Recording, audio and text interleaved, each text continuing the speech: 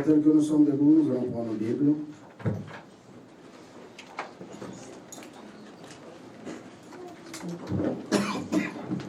Excusez-moi.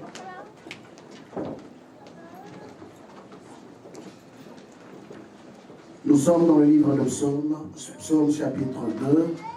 Je veux switcher le verset que j'ai donné en arrière là. Psaume chapitre 2.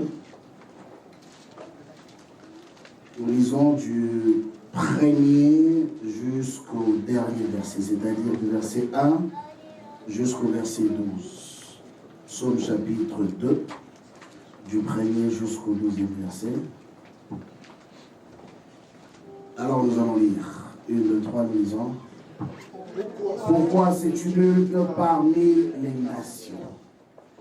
Ces vaines pensées parmi les peuples. Pourquoi le roi de la terre se soulève-t-il et le prince se ligue-t-il avec eux contre l'Éternel et contre son roi? Brisons leurs liens, délivrons-nous de leur chef. Celui qui siège dans le cieux rit. Le Seigneur se moque d'eux. Soulignez ce passage dans vos Bibles. Verset 5. Puis il leur parle dans sa colère, il les épouvante dans sa fureur.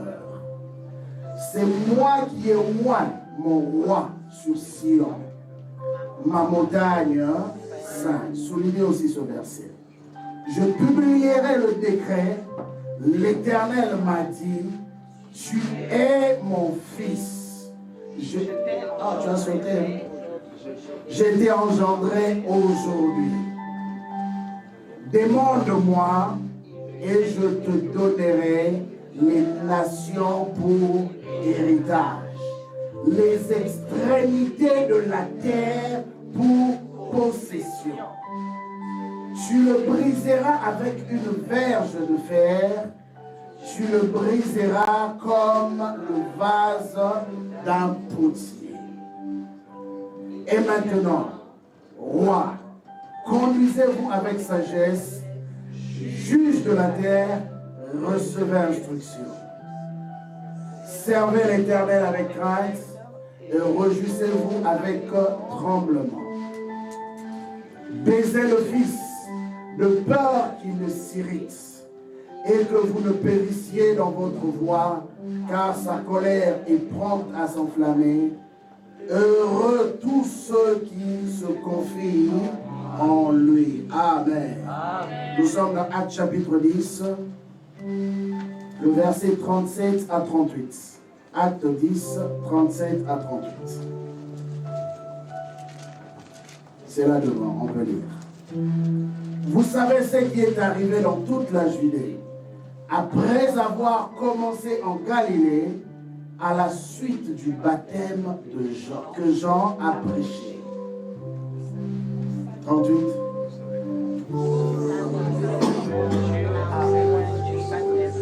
Et de force Jésus de Nazareth, qui allait de lieu en lieu, faisant du bien et guérissant tous ceux qui étaient sous l'empire du diable, car Dieu était avec lui. Est-ce qu'on va acclamer la parole du Seigneur?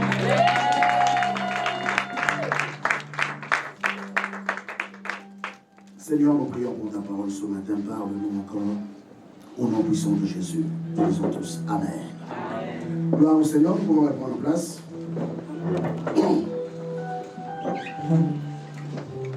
Nous sommes en train de parler de la percée. La percée que nous avons commencé depuis la nuit du 31 au 1er, qui est au fait la pensée de Dieu pour nous pour cette année 2023.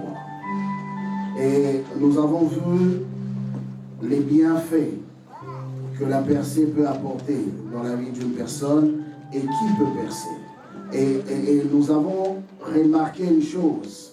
Le Seigneur identifie la personne qu'il a appelée à son service et qu'il veut utiliser pour les grandes choses. Et le Seigneur fait comprendre à cette personne que tu n'es pas méconnu de moi. Tu es une personne que je connais très bien. Vous savez, souvent le problème que nous avons dans notre humanité, c'est que nous pensons que quand les hommes nous oublient, que tout le monde nous a aussi, que Dieu aussi nous a oubliés.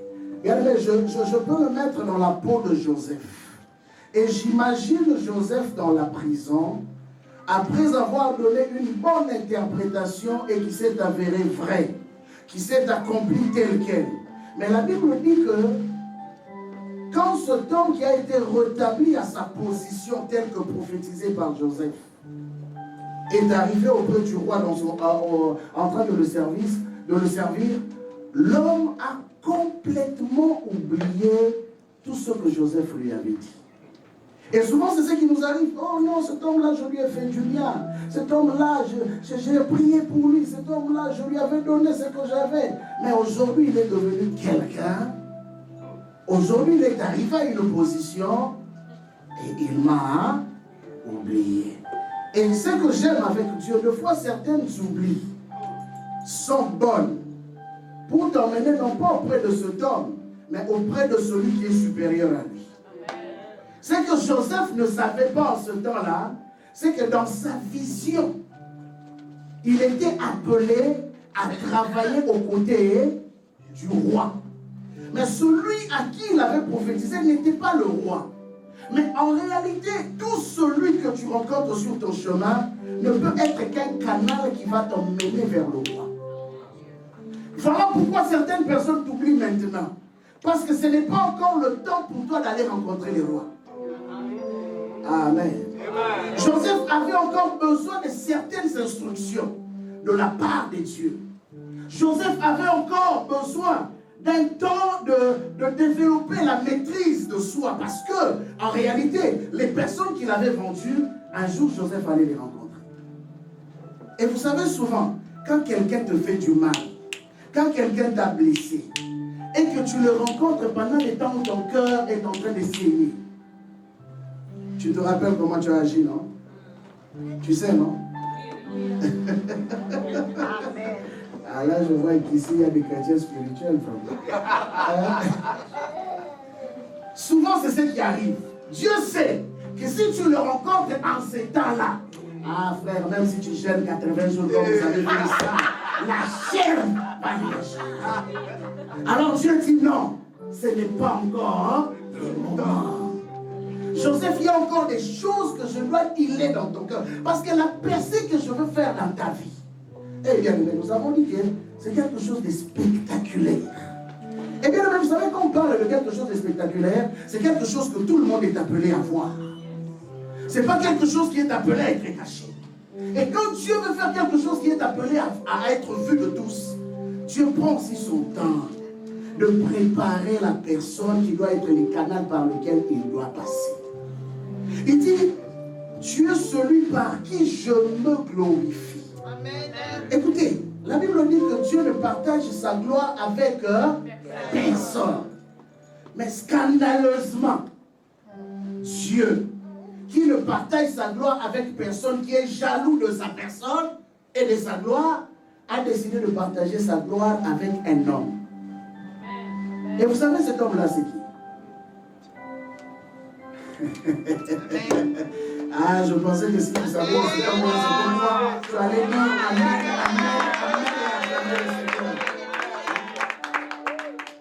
Dieu qui est jaloux. La Bible nous dit qu'au ciel, il y a un trône qui s'appelle le trône éternel, n'est-ce pas? Mais pour l'homme, ce qui m'a surpris, Dieu a décidé de créer un autre trône. Ah, le livre d'Apocalypse nous le dit. Pour tous ceux qui vont vaincre, qu'est-ce que Dieu va faire? Il le fera asseoir. Les anges n'ont pas de chaise au ciel. Comprenez-vous? Ces êtres remplis en sainteté, en puissance, n'ont pas de trône. Un ange ne s'est jamais assis. Au ciel là, tous les anges sont debout. Mais Dieu dit de l'homme, je te crée un trône. Même Satan, qui était autrefois Lucifer. Vous savez pourquoi Satan est après toi? L'une des raisons pourquoi Satan ne t'aimera jamais, c'est parce qu'il sait que, au-delà du fait que Dieu a fait de toi un adorateur, Dieu t'a couvert de son identité en te donnant son trône. Et dans ce trône, la Bible dit que tu règnes comme Dieu règne au ciel. Voilà pourquoi il n'a pas dit aux anges, écoutez, on est dans le psaume, il n'a pas dit aux anges, le ciel est mon trône, hein? Le ciel m'appartient et la terre est à toi. Non, mais il a dit cela à l'homme. Il dit à l'homme, le ciel est le ciel des dieux, mais il a donné la terre au fils de l'homme. Comprenez-vous ça? Bien, mais cela veut dire quoi? Tout fils de l'homme qui passe sur la terre sans régner, c'est le plus grand pécheur qui puisse exister. On m'a pas compris. Je disais ceci. Tout fils de l'homme qui passe sur la terre sans régner, c'est le plus grand pécheur qui puisse exister. Dieu dit dans le livre de Psaume 68, ton Dieu, pas n'importe qui, ton Dieu ordonne que tu sois. Donc, vous comprenez automatiquement que nous vivons dans un monde où il y a la guerre des puissances. Il dit, ton Dieu ordonne que tu sois puissant. Bien aimé, je dis ceci, celui qui ne règne pas, celui qui est impuissant face aux réalités de la vie, c'est le plus grand pécheur. Vous savez pourquoi? Parce qu'il ne connaît pas qui il est. La Bible dit, est-ce qu'on peut me remettre le verset 6?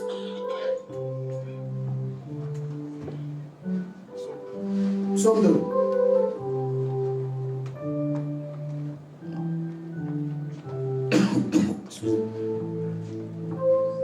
Écoutez ceci. La Bible dit, c'est moi qui ai oint mon roi sur Sion. Est-ce qu'on a cité le nom du pasteur Noé là? Non. Dieu Tout-Puissant dit ceci. C'est moi qui ai oint. Donc j'ai pris quoi? Mon huile, qui est la représentation de ma puissance, de mon autorité, que je dépose sur ta tête. La Bible dit qu'il a fait de nous un royaume et des sacrificateurs. Et ici, il est en train de confirmer cela en disant, c'est moi Dieu qui est moi, mon roi, ou sur ma montagne. Dieu ne t'a pas oint n'importe où. Il a choisi une montagne. Et c'est sa montagne qu'on appelle Sion. Amen. Il dit, c'est là que j'ai décidé de oindre mon roi, ma montagne sainte. Et bien, maintenant imaginez, entrons un peu dans un film. Celui que Dieu oint, qui a la capacité de lui ôter l'onction? Yes. Imaginez un peu la scène. Le roi écrit un décret. Il dit qu'à partir de maintenant, je fais de toi le gouverneur de tout. Comme on avait fait pour Joseph. Qui était celui qui pouvait dire non, mais Joseph c'était un prisonnier et puis un étranger. Il n'a pas le droit. Selon la loi, à l'article intel, il ne peut pas devenir roi chez nous ou gouverneur chez nous. Bien aimé, la parole du roi, c'est la loi. Comprenez-vous? La parole du roi, c'est la loi. Quand le roi parle, personne ne peut réfuter cela. Personne ne peut s'opposer à cela. Et vous imaginez ici que Dieu prend cette responsabilité. Il pose d'abord la question, ok, vous là, pourquoi d'abord vous vous agitez? Parce qu'une chose se passe. Quand Dieu décide de moindre quelqu'un, il y a toujours une agitation. Bien aimé, si dans ta percée, il n'y a pas d'agitation, ça veut dire que c'est une percée diabolique. ensemble. Toute personne qui vient de Dieu crée toujours de l'agitation. Pourquoi? Parce que depuis la nuit de temps, quand Dieu a décidé de créer l'homme, Satan n'est pas resté tranquille. Ne te dis pas que oh non, moi je ne provoque personne, moi je suis gentil. Bien aimé, dans ce monde, ce n'est pas question de gentillesse. D'ailleurs, je t'informe que la gentillesse ne fait pas partie des dons de l'esprit. On est d'accord, non? Il n'y a pas de dons gentils. Cherchez dans la Bible, Dieu n'est pas gentil. C'est la vérité. Dieu est bon, mais il n'est pas gentil. Parce que s'il était gentil, Dieu n'allait jamais amener quelqu'un en enfer. Hein? Quelqu'un a dit un jour, oh Dieu est tellement amour que Dieu ne peut pas permettre que quelqu'un aille en enfer. Je dis, c'est que tu n'as pas bien lu ta Bible. Dans ce même verset que nous venons de lire, le verset nous fait comprendre que quand les hommes parlent contre loin de Dieu, celui que Dieu a établi, la colère de Dieu s'enflamme. Bien aimé, je pourrais te dire une chose. Dans ton combat à toi, avant que tu ne perces, quand ces gens-là se lèvent contre toi, il y a d'abord une personne aussi qui s'était levée en premier pour défendre ta cause. Il s'appelle le Créateur de toutes choses. Dieu n'est pas ignorant des combats que tu traverses. Dieu n'est pas ignorant des difficultés que tu vis. La seule chose que Dieu attend de toi, c'est que tu sois conscient de ton identité. C'est tout ce que Dieu attend de toi. Les combats, ça doit arriver. Et vous savez, souvent j'ai compris une chose. Les combats révèlent ta vraie nature. Sans les combats, tu ne sauras jamais qu'est-ce que tu as comme potentiel, qu'est-ce que tu es capable de faire. Amen. Il faut que le combat arrive pour que tu découvres jusqu'où tu peux arriver. Les combats sont bons. Dis à ton voisin, les combats sont bons. Même quand je ne les aime pas, c'est bon.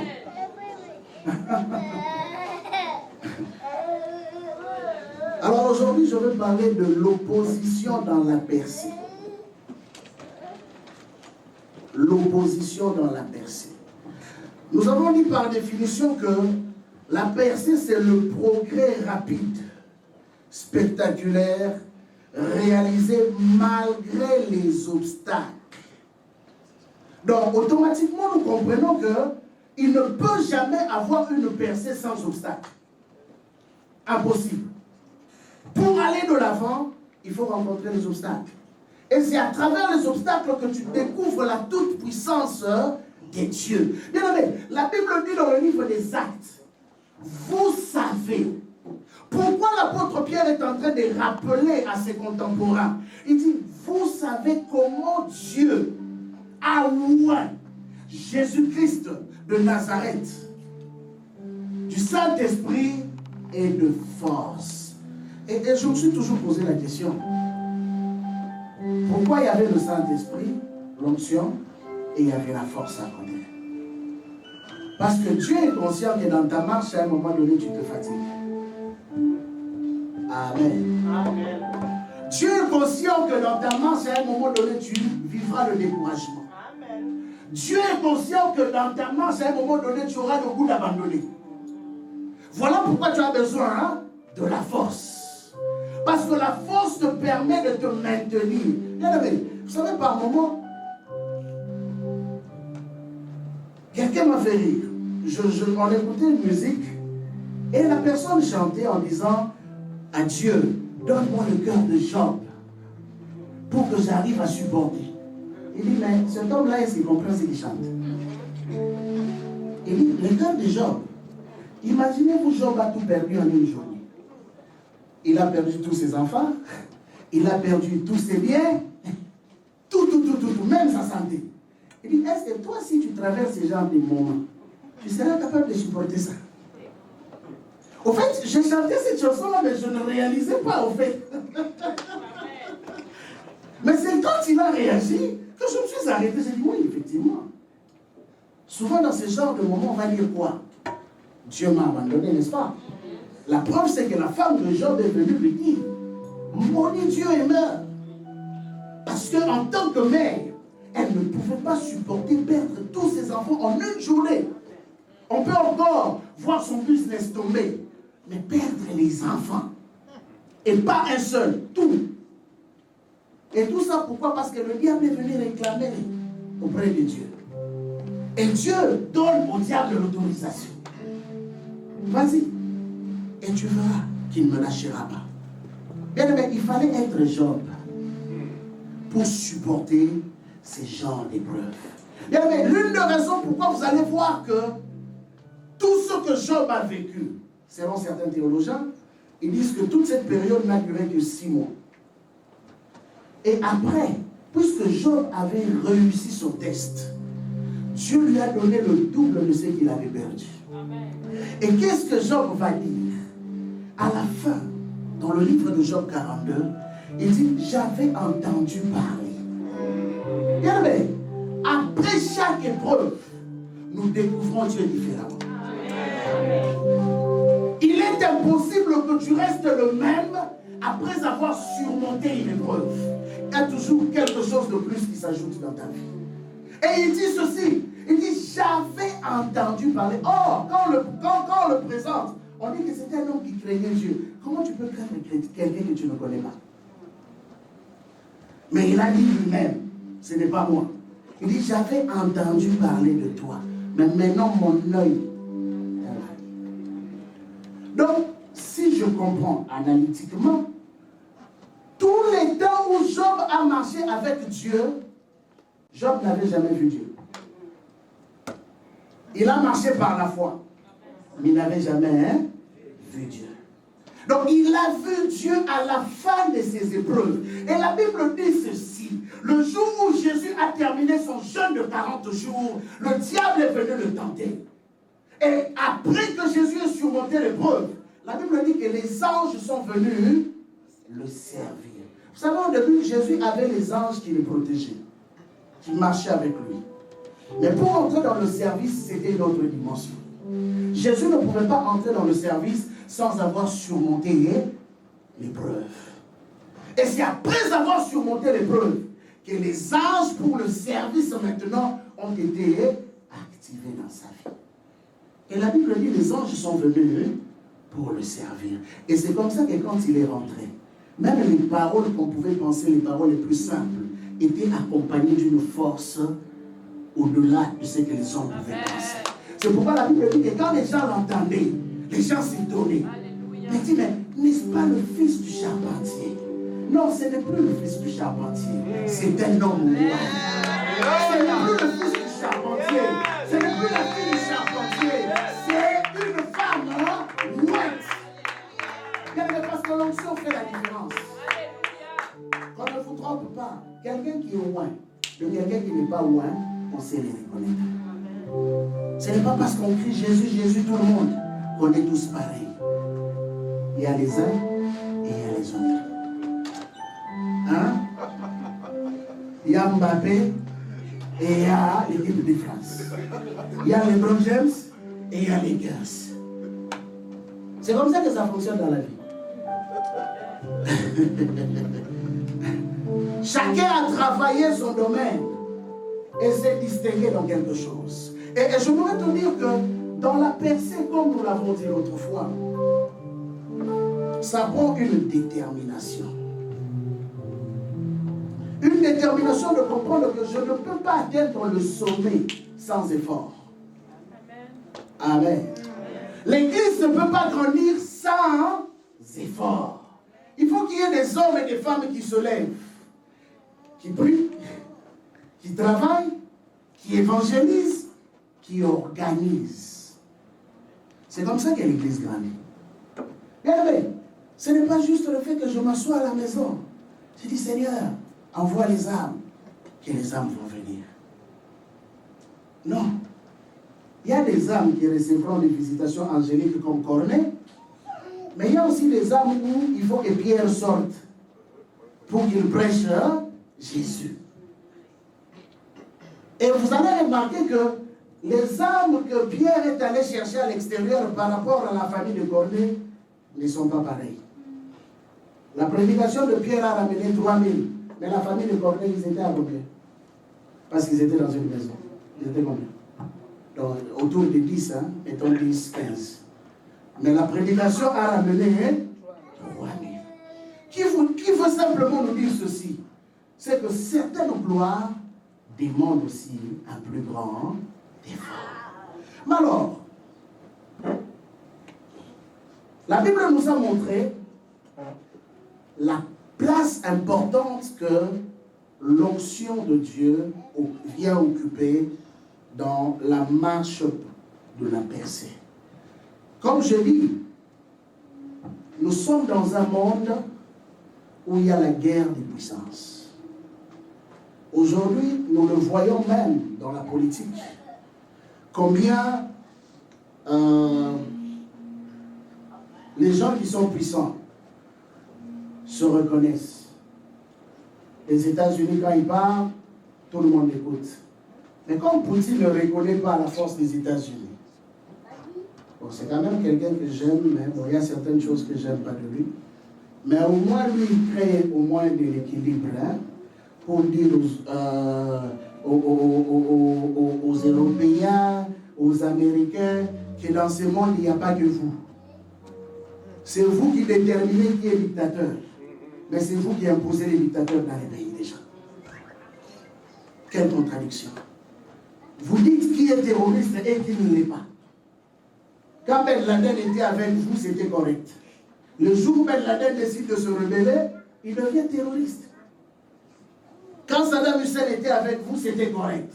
Le jour où il décide de se rebeller, il devient un sanguinaire. Donc c'est vous qui décidez qui est qui. Alors un certain Poutine va se lever quelque part avec son ami chinois. Et ils ont dit, ça ne peut plus continuer comme ça. Et ils imposent leur veto à l'ONU. Ça crée l'équilibre pour les autres pays faibles comme le pays. Ça crée de l'équilibre. Parce que quand les autres veulent faire certaines choses, eux ils disent non, on n'est pas d'accord. Ils ont menacé pour dire que non, vous n'entrerez pas en Ukraine. Poutine a dit, moi je vais entrer. C'est vrai que la guerre a duré. Eux tous ont soutenu l'Ukraine. Mais malgré ça, Poutine a quand même attaqué. Pour vous montrer que je n'ai pas peur de vous. Bien, mais au fait, pourquoi je prends cet exemple? C'est simplement pour te montrer que quelqu'un qui sait, hein, qu'est-ce qu'il a, n'a pas peur de l'opposition. Poutine sait consciemment qu'est-ce qu'il a. Il n'a même pas utilisé, je peux dire, le tiers ou un tiers de ce qu'il possède comme armement. Mais il veut juste montrer au monde que je suis capable de bouger les choses. Et bien, un homme qui marche avec Dieu, c'est aussi une personne qui a cette fierté de se dire que je suis capable de bouger les choses. Et j'ai aimé ce que John Wesley a dit un jour, je l'ai souvent répété. Il dit, moi seul avec Dieu, je représente la majorité. Bien, mais il avait compris que les hommes peuvent partir. Mais si je suis avec Dieu, c'est tout ce dont j'ai besoin. Et vous savez, dans ce passage, la partie B du verset 12 nous dit ceci. Heureux tous ceux qui se confient en lui. Il savait pertinemment que s'il marchait avec Dieu, automatiquement il avait un résultat. Et c'est Dieu qui se révolte en disant au roi de la terre, pourquoi vous vous levez contre moi et contre mon roi? Eh bien, j'aimerais te dire qu'à chaque fois que les hommes se lèvent contre toi, en réalité, ils ne se lèvent pas contre toi, ils se lèvent contre Dieu. Bien qu'on ne voit pas Dieu, mais ils se lèvent contre Dieu. Malheur à celui qui se lève contre Dieu parce qu'il sera toujours perdant. Malheur à lui. Parce que Dieu n'a jamais perdu un combat. Quitte à toi maintenant de chercher d'être toujours du côté de Dieu. En 2023, cherche à être toujours du côté de Dieu. Et si tu es du côté de Dieu, bien aimé, je peux te dire que tes combats de 12 mois seront des victoires de 12 mois. C'est ça la vérité. Et parmi ces opposants,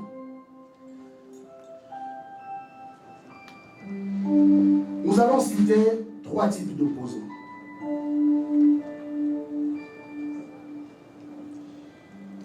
La première classe des opposants, c'est le diable et ses démons. Ces êtres invisibles que nous ne voyons pas, mais qui sont toujours contre nous. Qui bâtissent le système pour nous asservir, pour nous empêcher d'aller loin, pour nous empêcher de réussir, pour nous empêcher d'avoir la bonne santé, pour nous empêcher de prospérer. Ils sont là constamment à élaborer des projets contre nous. Bien aimé, même quand tu es ignorant, ne t'en fais pas. 24 heures sur 24, il y a des réunions qui se font en ton nom. Tu peux ou ne pas le voir, mais la vérité, c'est que dans le monde des esprits, 24 heures sur 24, il y a des projets contre toi. Comment on peut le détruire? Ne t'en fais pas. S'il ne réussit pas aujourd'hui, il reviendra demain.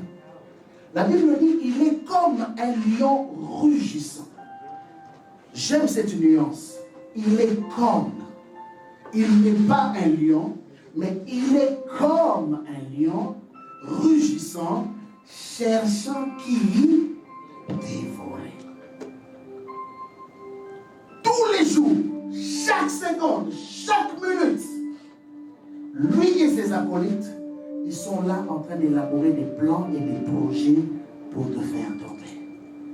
C'est ça c'est la classe des premiers opposants. La deuxième classe, voilà pourquoi Paul dit, vous n'avez pas à lutter, nous n'avons pas à lutter contre la chair et le sang. Donc la conscience que tu dois avoir, le problème n'est pas l'humain que tu vois. Le problème, c'est l'esprit qui se cache derrière l'humain que tu vois. C'est ça le problème. Des fois même, c'est pourquoi je vais parler de la deuxième catégorie. La deuxième catégorie, je parlerai des occultistes, des sorciers et des religieux. Ça, c'est la deuxième catégorie. Les occultistes, les sorciers et les religieux. Je disais à l'église là-bas au pays, savez-vous que les sorciers aiment beaucoup l'église? Alors les gens me regardent bizarrement. Pourquoi ils aiment l'église? C'est parce qu'ils savent que les enfants de Dieu sont là-bas. Et pour eux, dans leur monde, on leur dit que tout celui qui est capable de faire tomber un enfant de Dieu monte en grade. Voilà pourquoi ils aiment bien l'église. Et quand ils viennent à l'église, ils se déguisent en chrétiens. Oh. Beaucoup de ceux que vous appelez frères ne sont pas vos frères. Hein? Beaucoup de ceux que vous appelez sœurs ne sont pas vos sœurs.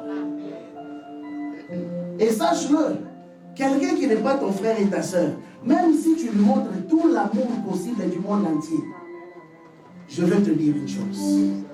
Celui qui a une mission contre toi, celui qui ne t'aime pas, ne t'aimera pas. Hein, pasteur Noël, comment tu dis des choses comme ça? Lui, il a une mission, il a des recommandations.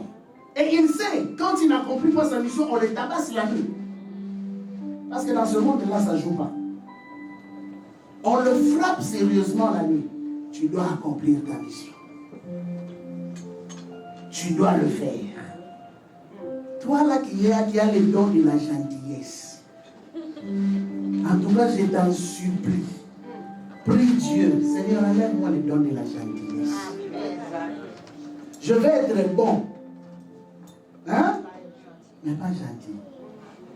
Parce qu'il y a des gens qui ne méritent pas la gentillesse.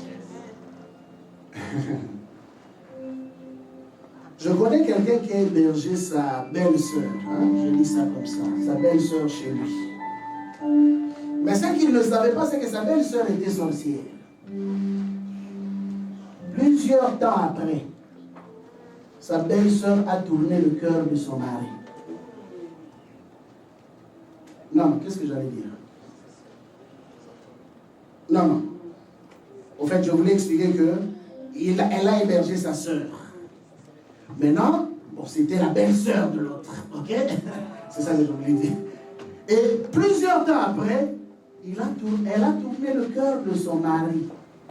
Pourquoi? Elle voulait tellement aider sa sœur. Mais elle ne savait pas que sa sœur n'était plus sa sœur. Vous savez pourquoi Jésus dit que vous aurez pour ennemis les membres de votre propre famille? J'expliquerai ça peut-être en long et large après. C'est pour dire ceci. Celui qui a le Saint-Esprit et celui qui n'a pas le Saint-Esprit, vous n'êtes plus de la même famille. Attendez, c'est biblique, hein? Je vais m'expliquer. Yes. Jésus dit ceci. Ma mère et mes frères, c'est qui? Ceux qui font la volonté de mon Père. Ceux qui font la volonté de mon Père, non? Donc, si toi tu ne fais pas la volonté de papa, ça veut dire que spirituellement, je parle de la dimension spirituelle. Spirituellement, nous n'avons plus de lien. Et tu as le pouvoir de me faire du mal. Et souvent, ce qui se passe, c'est quoi? C'est que de fois même, certains d'entre eux, ce n'est pas qu'ils veulent nécessairement faire du mal, mais c'est l'esprit qui habite en eux. Qui le pousse à poser ce genre d'actes. J'ai vu des gens bouffer leurs membres de famille, mais ce sont eux qui pleuraient plus au deuil. On dirait que dans le jour, la personne répondait comment je l'ai tué. Mais la nuit, ça vole. Mais le jour, la personne reconnaît, elle est partie. Il est parti. Un musicien a bouffé son père et sa mère pour avoir du succès. Et il a du succès terrible, ce musicien-là. Mais ses amis proches disent que par moment, quand tu t'assois avec lui, il s'évade. C'est comme s'il n'est plus là. Alors un jour, l'un de ses amis lui pose la question, mais mon cher, qu'est-ce qui se passe? Tu as tout. Il dit, mon cher, tu ne peux pas savoir. J'ai tout ce que le monde a pu m'offrir, mais il y a quelque chose qui me manque. C'est mon père et ma mère. Au fait, c'est comme si quand il le faisait, il était aveuglé. Il n'avait pas réalisé que ce texte-là allait le priver des personnes les plus importantes de sa vie. Et plus tard, malgré qu'il a du succès devant le monde, il montre que tout est parfait. Mais quand il rentre dans son fort intérieur, il pleure. Et je voudrais te dire que ces trois catégories de gens, les occultistes, les sorciers et les religieux, fais attention avec eux. Vous savez, les personnes qui ont combattu le plus Jésus dans son ministère, ce sont les religieux. Amen. Les gens qui sont habitués avec les choses de Dieu, qui viennent à l'église, qui connaissent tous les versets bibliques, mais qui ne se convertissent pas. Amen. Qui ne veulent pas changer. Mais ils connaissent tout de Dieu. Ils exercent même dans l'église. Mais qui ne changent pas. Ce sont les personnes les plus dangereuses. Et en plus, quand je parle des religieux, les religieux sont... vous allez reconnaître les religieux comment? Ils ont souvent l'art de vouloir être des conseillers spirituels de tout le monde. On avait quelqu'un qui venait à l'église. Il ne prêchait pas. Il s'asseyait en arrière. Mais quand le culte finit, il devient prophète. Il appelait les gens. Dieu m'a dit, frère, je voudrais te dire, si quelqu'un t'appelle en arrière, dis-lui, ok, tu vois ce que tu veux me dire, viens le dire devant les pasteurs. Amen. Je vous dis ça en connaissance de cause. Parce que j'ai vu des vies être détruites comme ça. Des prophètes en herbe. On ne les connaît pas à l'église. Mais ils sont professionnels dans les prophéties dans les coulisses. Et le jour où je l'ai confronté, j'ai dit, frère, tu dois arrêter ce que tu fais. Le frère a décidé de quitter l'église parce que je lui ai dit que tu devais arrêter ce que tu fais. Alors, allez-y comprendre. Est-ce que l'Esprit de Dieu fonctionne comme ça? Parce que si ta prophétie est de Dieu, la Bible dit que toute prophétie doit être jugée, non? Là, moi, si je vous dis quelque chose, ça doit être jugé. On doit éprouver, pasteur, ok, ta prophétie là, elle s'est accomplie ou pas? C'est simple que ça. Pourquoi à l'église aujourd'hui, on a peur que ces choses soient éprouvées? On a peur. Parce qu'on veut cacher quelque chose. Évitez ça. C'est un conseil que je vous donne. Et quelqu'un qui se dit, hier je discutais avec quelques personnes, je leur ai dit, bon, on discutait, on parlait au fait en général, et c'était autour de la prière, pour dire que tout ce qui est prière est bon. Moi j'ai dit non, tout ce qui est prière n'est pas bon. Parce que toute prière n'est pas adressée à Dieu. Et moi je suis de ceux qui ne croient pas que tout chemin mène à Rome. Ah, comment je vais prendre cette voie-là au nord? Comment ça s'appelle? Rome est au sud. Et comment je vais rencontrer ça? Hein? Dites-moi, Sainte-Catherine est au sud. Moi, je prends le nord. Je vais me retrouver à la Havane. Alors, comment tu vas me dire que tout chemin mène à Rome? Mais on a cru que tout chemin menait à Rome. Qui veut dire que toutes les religions sont bonnes. Toutes les religions ne sont pas bonnes. La Bible dit, la vie éternelle, c'est qu'ils te connaissent comme étant le seul vrai Dieu et Jésus-Christ que tu as envoyé. Voilà. Il n'y en a pas deux.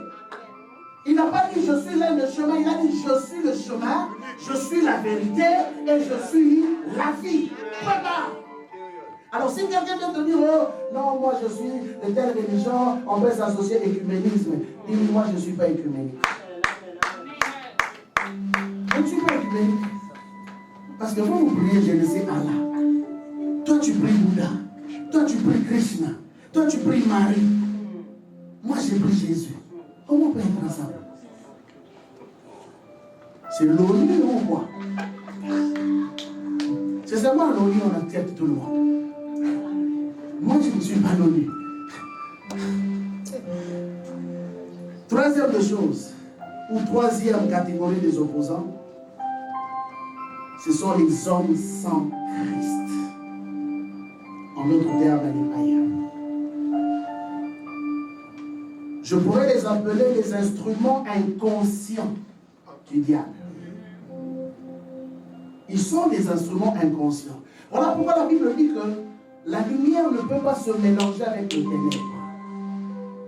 Un jour, j'ai eu une discussion avec un frère qui me dira simplement il préférait travailler avec les païens que les chrétiens. Comprenez-vous?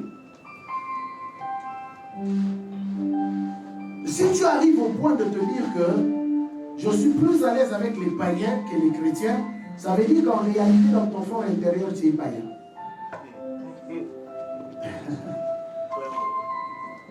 La Bible dit que la lumière et les ténèbres ne peuvent pas s'associer. Celui qui s'affectionne aux choses de l'esprit ne peut pas aimer les choses de la chair. Alors, le païen aime quoi? Les choses de la chair. Et vous allez constater qu'un chrétien, entre guillemets, qui aime trop le milieu païen, finit par devenir aussi païen. Il finit par commencer à penser que ce que le païen font n'est pas mal. Dieu est bon. Dieu comprend. Dieu connaît nos faiblesses. Je parlais avec quelqu'un un jour.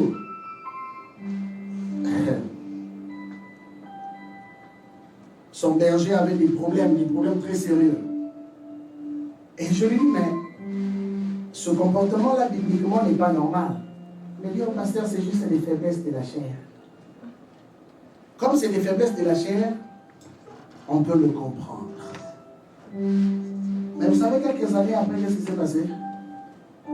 La personne est morte d'une manière bizarre. Et jeune. L'homme des faiblesses de la chair. Bien, mais quand tu sais que tu as des faiblesses, va chercher la délivrance. Je peux te dire la vérité, c'est que Le temps de la grâce a une période où elle fonctionne. Et à un moment donné, quand le temps de la grâce dans ta vie finit et que tu ne changes pas, Dieu exerce son jugement. Amen.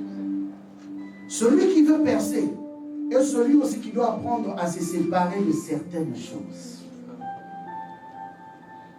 Doit se séparer de certaines habitudes pour aller loin. Amen. Mais tu ne peux pas entrer en 2022 comme tu étais en 2023. Nous avons tous des choses à corriger dans nos vies. Nous avons tous des habitudes à changer. Eh bien, mais tu ne peux pas me dire que moi je suis parfait. Je n'ai besoin de rien. Je veux continuer tel que j'ai été. Non. Il y a des choses à corriger. Chaque année est une interpellation pour te dire que je dois me regarder. La Bible dit celui qui se croit être debout. Je dis bien, il se croit. Pas celui qui est debout. Mais celui qui se croit être debout. Fasse attention de ne pas tomber. Paul ajoute ceci. Il dit, je traite durement mon corps et je le tiens assujetti pour qu'après avoir prêché aux autres, moi-même je ne sois pas rejeté. Comprenez-vous? Ce grand apôtre était conscient de son appel et était conscient de sa responsabilité. Un chrétien qui va aller loin doit être conscient aussi de sa responsabilité. Je me rappelle quand j'étais à UPS, j'avais souvent des employés qui avaient l'habitude de se plaindre contre les boss et contre le système du travail. Et comme vous le savez, ici au Québec, c'est la norme. Hein? Les gens aiment se plaindre. Et le comble, c'est quoi? C'est que quand tu n'apprends pas à faire les bons choix, tu vas te retrouver que toi aussi, tu vas devenir un plaintif. Quand tu te retrouves au milieu des gens qui parlent toujours en mal, toi aussi, tu commenceras à parler en mal. Et vous savez qu'est-ce que j'ai fait? Comme heureusement pour nous, on avait des salles qu'on appelait les salles de repos. Je profitais de mes temps de break pour m'éloigner de tout le monde, soit pour aller prier, soit pour aller lire ma Bible ou mes livres. Simplement pour éviter d'écouter les bêtises qui sortaient de la bouche. Mais vous êtes dans cette compagnie-là. Comment pouvez-vous être dans une compagnie et être constamment en train de critiquer la même compagnie? Et vous vous attendez à quoi? À être béni, n'est-ce pas? Hein? Dieu va te bénir comme ça. Dieu ne bénit pas les plaintifs. Dieu bénit les hommes qui sont conscients de leur responsabilité. C'est quoi ta responsabilité pour 2023? Je pense que c'était Kennedy qui a dit, ne te pose pas des questions, qu'est-ce que l'Amérique peut faire pour toi? Dis-toi qu'est-ce que toi tu peux faire aussi pour l'Amérique. Je peux transposer cela en disant, pour ceux qui sont là toujours, l'église ne fait pas ceci, l'église ne fait pas cela, dans ma famille ceci, dans ma famille cela. Ok. Moi je voudrais te dire, un homme qui veut percer est celui qui regarde la réalité en face et se dit, c'est que ma famille n'a pas pu me donner, c'est que mon église n'a pas pu me donner, moi je peux l'aborder. Amen. C'est que la société n'a pas pu me donner, moi je veux l'aborder. Parce que tu peux te plaindre de la société. Écoutez, j'ai vu des choses, des fois, je me dis, Seigneur, l'homme reste l'homme. Ceux qui étaient en dehors, qu'on appelle les opposants, ils ont vu ceux qui étaient au gouvernement. Ils ne faisaient que les critiquer. Des voleurs, de ceci, de cela. Ok, vous savez, la vie, comme on dit, la roue tourne. C'est devenu à leur tour maintenant de monter au pouvoir. Eh, bien-aimés, tout ce qu'on entend tous les jours, c'est les millions qui se perdent. Vous critiquez les autres en disant que ce sont des voleurs. Maintenant, vous, on va dire quoi? Maintenant, quand on les critique, eux, que vous avez volé, ils veulent se justifier. On a trouvé ce pays dans un chaos. Est-ce que vous comprenez ce que vous dites? vous accusiez les autres. Vous devez nous montrer que vous êtes capable d'apporter des choses différentes. Amen. Vous devez nous montrer que vous êtes là pour faire les choses d'une manière telle que ça n'a jamais été fait. Alors je voudrais te dire ceci. Dieu, quand il voit un homme, il sait que tu as ces 3 types d'opposants. Il le sait. Mais Dieu ne voit pas ses opposants. Parce que Dieu est dans la philosophie de ce qu'il a dit à travers Moïse dans Exode 14, 14. Gardez le silence. Car c'est l'Éternel qui combattra pour vous. Bien aimé, je voudrais te dire que ton combat, il y a déjà un homme qui a pris soin de ça. Il dit gardez le silence. Au lieu de t'agiter, au lieu de pleurer, au lieu de haïr les hommes, garde silence. Et je voudrais te donner une arme qui peut changer tout. Bien aimé, pendant ce temps où l'opposition se lève, apprends à faire une chose. Fléchis tes genoux. Ça vraiment qu'est-ce qui se passe de nos jours? Le diable a réussi à combattre la prière. Le diable a réussi à tuer la vie de prière dans la vie des chrétiens. Allez dans beaucoup de familles, allez dans beaucoup de maisons, et vous allez vous rendre compte que beaucoup de maisons ne prient plus. Et le diable sait, quand la prière n'est plus là, il peut danser comme il veut. Il peut faire ce qu'il veut. Il peut détruire de la manière qu'il le voudra. Il le sait. Voilà pourquoi il va t'occuper. En 2023, bien aimé, essaye de te ménager. Essaye de te ménager assez pour trouver du temps pour Dieu. Amen. Tu cherches l'argent, je t'encourage. Mais ne cherche pas l'argent plus que tu ne cherches Dieu. Amen. Parce que ta percée ne dépend pas de tes efforts physiques. Vous savez, un homme qui prie beaucoup fera moins d'efforts physiques. Hein? Mais un homme qui prie moins, il est obligé de travailler encore plus. Pierre a pêché toute la nuit. Il n'arrivait pas à attraper les poissons. Pierre est l'exemple de la vie de chacun. Des fois, nous pensons que non, je dois travailler dur. Mais Dieu te regarde aussi.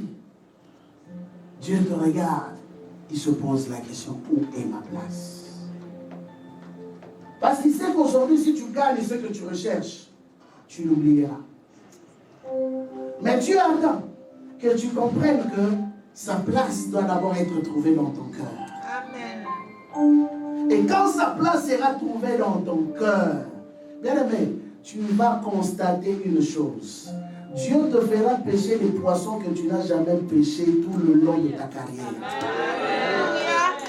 La Bible dit que quand Dieu lui va dans les eaux profondes, il n'arrivait même plus à ramener le filet parce que le Seigneur avait parlé.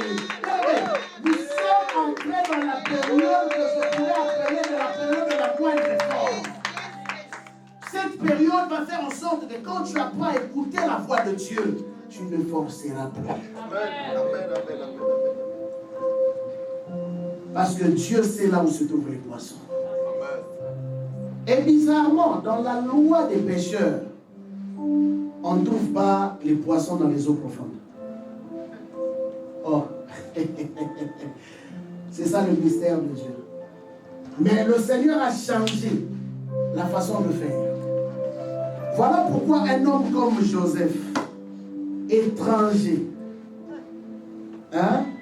prisonnier,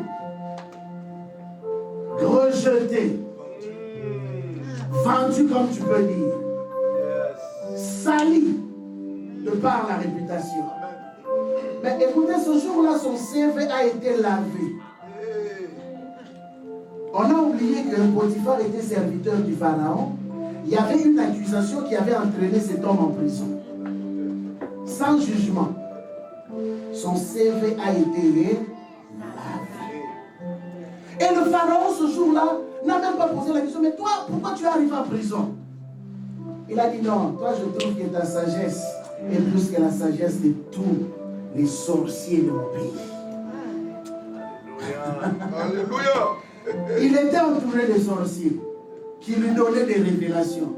Mais ce jour-là, il s'est rendu compte que la sagesse qu'avait Joseph dépassait la sagesse de tous ces sorciers. Parce que personne, les professionnels, ne pouvaient lui donner la réponse à son rêve. Mais le jeune homme avait la réponse. Parce que la prison était une pédagogie de Dieu pour développer encore son potentiel.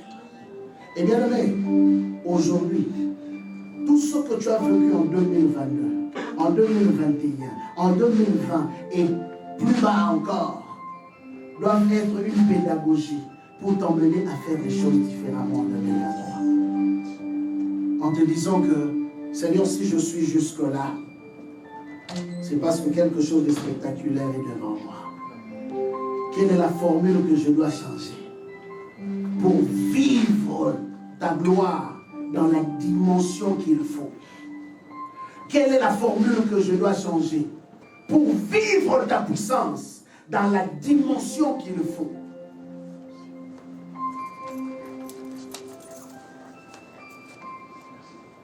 La gloire de Dieu est réservée à ceux qui le cherchent. Je conclue encore pour dire ceci. La Bible dit, le ciel est le ciel de Dieu, mais il a donné la terre. Bien aimé, cette terre que tu piétines là est à toi. Cette terre où tu marches là est à toi. Alors, à chaque pas que tu fais, au lieu de faire des pleurs, et des pas de pleurs ou de plaintes, fais des pas de confession en disant que je suis puissant, je suis glorieux, je suis riche. Oui, le Seigneur est avec moi et je réussirai dans ce pays.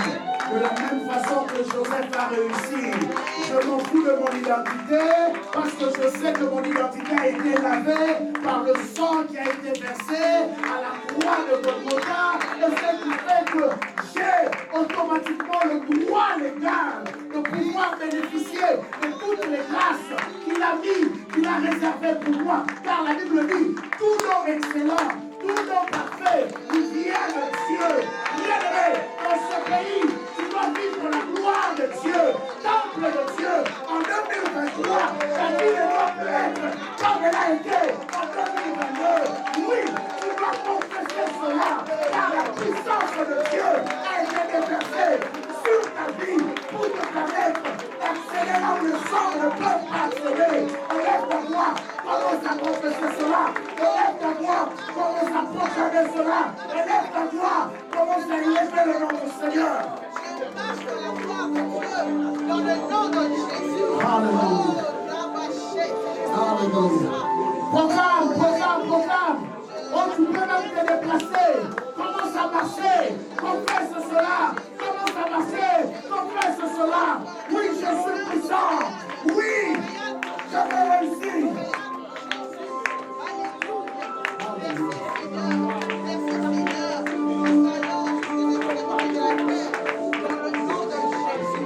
Dans le nom de Jésus, nous triomphons de tout changement. Dans le nom de Jésus, que le règne de Dieu arrive. Règne de mon chata. Il va marcher dans la montagne. 2023, règne personne dans ce domaine, personne dans ce pays, personne dans cette nation. Dans le nom de Jésus, dans le nom de Jésus, car tout pouvoir nous a été donné. Dans le nom de Jésus, et nous guérissons les malades, et nous chassons les démons. Ouais, continue à confesser cela. Il y a quelque chose qui est en train de prendre place. Pendant que tu es en train de parler, il y a quelque chose qui est en train de prendre place. Parle même à la maladie qui te dérange. Dis à cette maladie, aujourd'hui, je viens passer sous toi. Aujourd'hui, je déclare le plan de ton règne dans ta vie.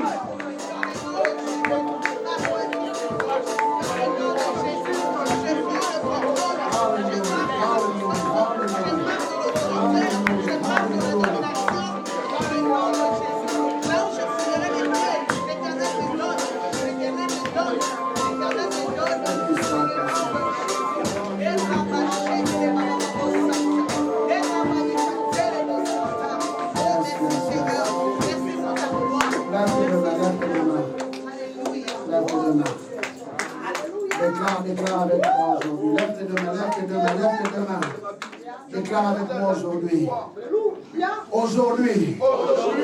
je reconnais que Dieu est de mon côté.